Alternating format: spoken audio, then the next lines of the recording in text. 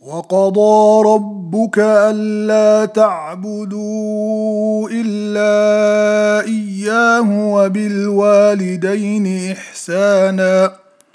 walaalayaal sidaad maqlayseen ilaahay subxaanahu wa tacaala markii uu faray in cibaadada kaligiis loo galiyeelo isla markaana wuxuu faray in waalidka loo axsaan sameeyo. haddii midkood ama labadoodaba agtaada ay ku weynaadaan ilaahay subxaanahu wa tacaala wuxuu leeyahay ha oranin uf, taasoo la macno ah inaanan waalidka la canaananin, hadal xunna lagu oranin. maxaa yeelay xaqa waalidka walaalayaal aad ayuu u weyn yahay. maanta waxaan jeclaystay inaan idin wadaago tix gabay ah oo uu soo tiriyey qof hooyadiis dhimatay, ilaahay subxaanahu wa tacaala ha u naxariisto. isla markaa gabaygaas wuxuu u niyeystay qof kasta oo hooyadiis dhimatay. waxaan leenahay walaalayaal waalidka markay nool yihiin iyo markay dhintaanba ducada in loo duceeyo aad ayay u fiican tahay. runtii tixdan gabayga ah qalbigayga ayay taabatay, waxayna ka kooban tahay duco ilaahay subxaanahu wa tacaala loo baryay hooyo iyo qofka oo cabiraya dareenkiisii ku aadanaa hooyo markii ay ka dhimatay iyo waxa uu dareemayo.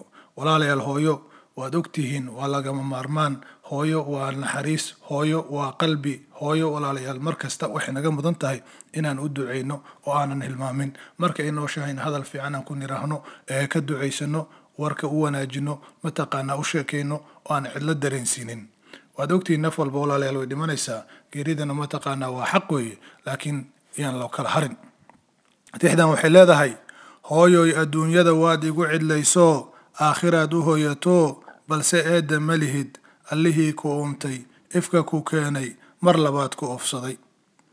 aakhirana halkii roon rabbigay ku geeyo, rasuulkii udgoonaa rafiiqiisa noqo, aamiin ya allah. oo rug ku yeela jannadoo rabbi raalli kaa noqoy, raaxayso aakhiro jannadii rucleeyo, raynrayn ku joog, waan ku jeclahay hooyo macaan, waan ku jeclahay hooyo macaan.